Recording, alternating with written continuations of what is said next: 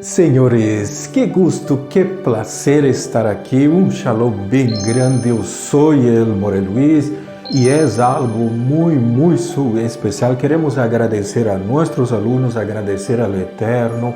Se hizo um trabalho maravilhoso. Se ha logrado, juntamente com os alunos, levar toda a conta do homem los 49 dias. A festividade de Shavuot foi uma hazaña única. Agora, toda essa força que hemos logrado bajar, la utilizaremos durante todo o ano para o estudo do Zohar HaKadosh, para compartilhar com as pessoas, para ayudarlas, para todos esos elementos, y todos los alumnos están junto con nosotros formando esa masa crítica tan bonita, tan necesaria para que todo el mundo que llegue al canal se acople en las clases y vea los videos, empiece a disfrutar de esta energía y todo ese elemento bonito que no solamente la moral o el More coloca en el canal, sino todos los alumnos participa en esto que es súper importante. Sus comentarios, cuando vean que pueden hablar, ¿no? Estar allí con los videos, háganlo, eso es bonito, esto genera una energía hermosa y también agradecer la gentileza que siempre recibimos de nuestros alumnos que nos colaboran amablemente para la difusión gratuita de todas estas enseñanzas del Zohar HaKadosh, de la Cábala, para que el More pueda tener el tiempo para poder contestar las preguntas, dedicar a las personas que nos hablan. Todos esos elementos nos ayudan como ustedes no se imaginan. Hasta el equipo que tenemos, ¿no? En la imagen con la resolución 4K es increíble todo lo que el Eterno coloca en el corazón de los alumnos para que gentilmente nos colaboren. Esto es muy lindo y sigan así. Qué lindo y qué bello. Estamos todos juntos en esta energía, en este elemento de esa masa crítica tan bonita. Y hoy día vamos a entrar en la Parashá Bealoteja del Zohar HaKadosh. Es la clase número 7, los párrafos 16 al 17. Y el alumno puede entrar en nuestro canal, en la playlist, allí lo vas a buscar, clases del Zohar HaKadosh, Sefer Bemidbar, el año 5781, están las parashas de Bemidbar, Nassó, y vamos a ver aquí, de Bealoteja, está toda la serie completita, son 6 clases, ellas vienen en toda esta secuencia, aquí está la última de ellas, que es la clase número 6, tenemos aquí 1, 2, 3, 4, 5, 6, exactamente. Revea, las puedes repasar, las puedes estudiar, están una belleza, les va a encantar cada una de ellas, del año 5781, del primer año de lectura del Zohar HaKadosh. Y estamos en el segundo año de lectura de Bealoteja, los párrafos 16 al 17. Y esta clase es especial porque ella va a hablar de una maldición que ha hecho Rabbi Shimon Bar Yochai. Mira, en un rato de rabia de Rabbi Shimon Bar Yochai, él llega a echar una maldición sobre parte de la población. Y hoy día veremos qué es esto. ¿Se acuerda que tenemos una clase sobre eso? Explicando, donde el Zohar dice, la maldición ¿ella es efectiva o no? ¿Ella funciona o no? Y si funciona, ¿en qué momento funciona? Estás viendo aquí en un rato de rabia de Shimon Bar Yochai. Y en la Parashá Bealoteja, la última clase, creo que es la clase número 6, hemos visto sobre estas maldiciones que ellas son efectivas siempre y cuando hechas desde el momento que uno tiene rabia, bronca. Entonces, ¿por qué será que el Zohar dice que Shimon Bar Yochai, en su momento de rabia, él solta una maldición? ¿A qué se refiere esto? ¿Y por qué es que Shimon Bar Yochai hace esto?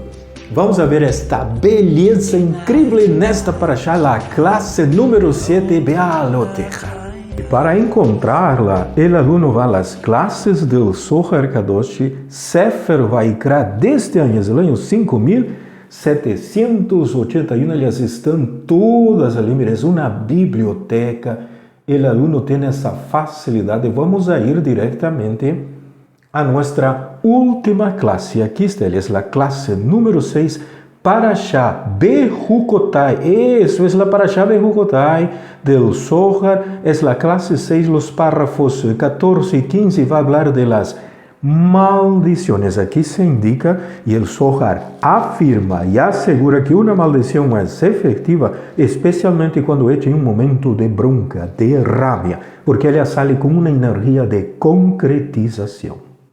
Y la gran pregunta es, ¿por qué Shimon Bar Yochai Rashbi ha hecho esto? ¿Cuál era el objetivo? ¿Cuál era la intención? Y sobre todo, el Zohar va a querer saber cómo nos podemos quedar lejos de esta maldición sin que esta maldición nos llegue a nosotros. ¿Será esto posible para que nosotros no seamos parte de ella?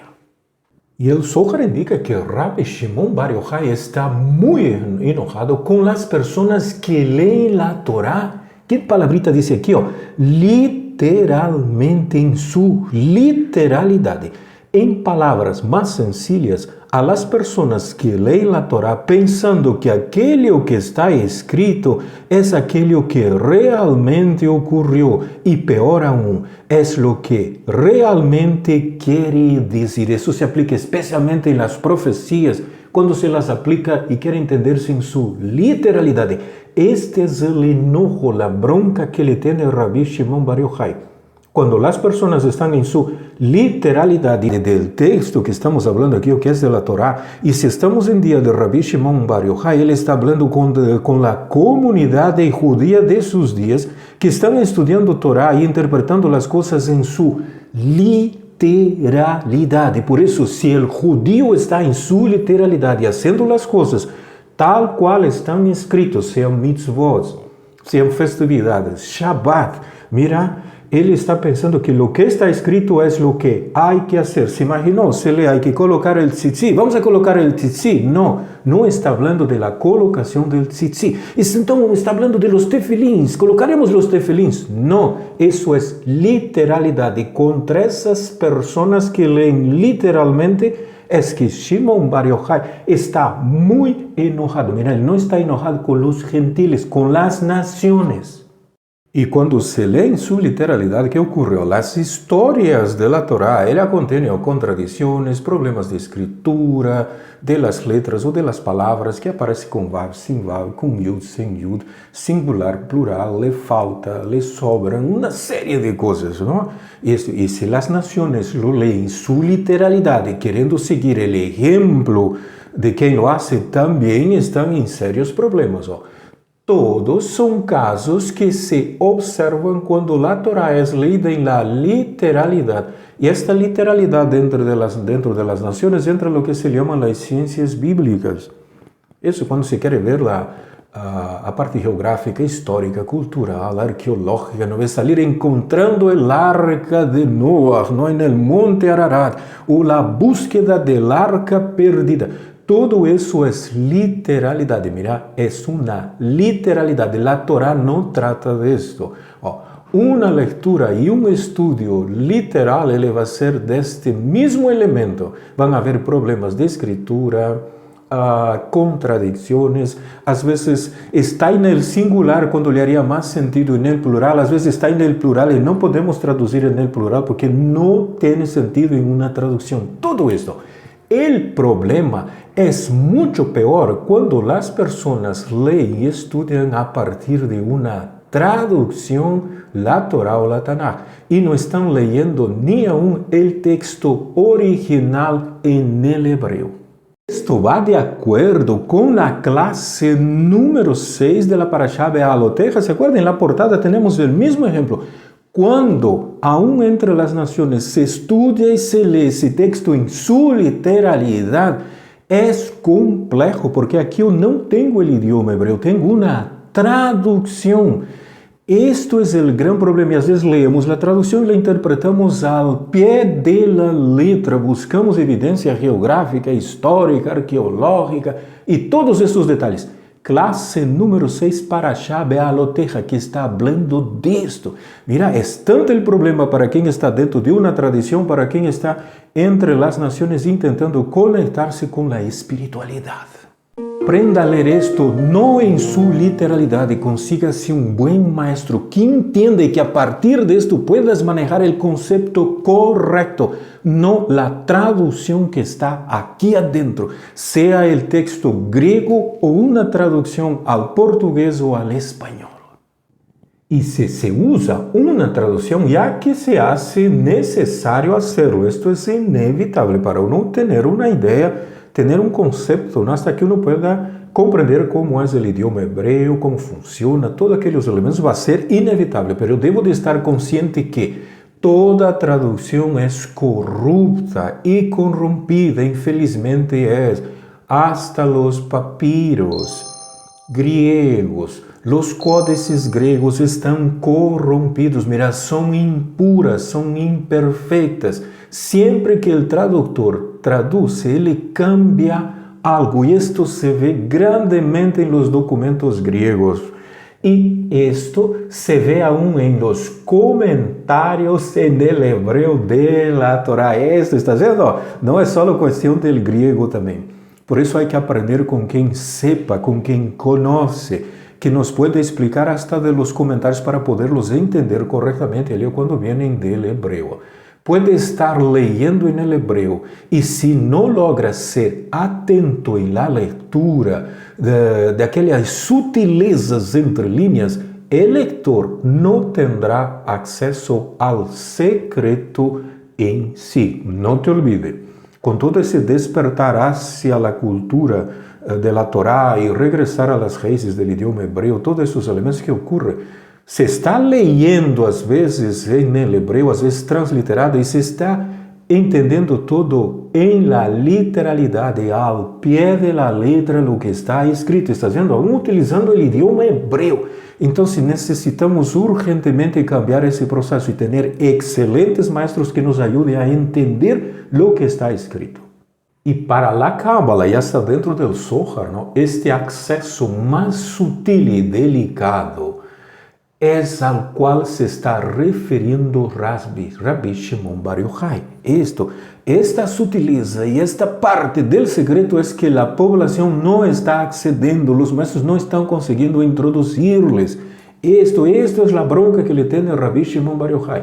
Esta sutileza de poder leer entre líneas solo se logra con el estudio de la Cábala, con una lectura más atenta y con las enseñanzas del Zohar HaKadosh. Pero en el Zohar, cuando uno está leyendo, yo no puedo saltar aquellas secciones que son difíciles. Sabe que yo no creo mucho en eso, no estoy de acuerdo con esa idea, yo le salto los párrafos. No, ahí no funciona el mecanismo, hay que ir sección por sección, párrafo por párrafo para lograr captar esta parte más sutil, más delicada. El gran detalle del Zohar es leer cada versículo con más detalle y a mayor profundidad, de siempre estar ciente de que si caso esté entendiendo, interpretándolo en la literalidad, especialmente cuando trabajamos con una traducción del Zohar, tener cuidado de no caer en la literalidad de la traducción. ¿Cuál es el gran detalle en todo esto? Es que, estás observando, yo tengo un texto griego, el griego no me conecta con la espiritualidad, él me va a conectar con una filosofía, con una religión. Cuando yo tengo también una traducción, yo puedo estar leyéndola en el español, todo eso, pero no puedo caer en la literalidad del proceso. La función de ella es que yo pueda entender lo que está hablando el texto, pero ella não é a palavra definitiva. Eu não posso sacar uma conclusão a partir de um texto traduzido ao português ao espanhol. Quando trabalhamos com o hebreu, eu necessito entender letra por letra, palavra por palavra. Necessito a um bom maestro que me pueda dar os segredos, que eu pueda entender os detalhes, seja do hebreu, tanto de la Torá como del hebreo arameo del Zohar HaKadosh.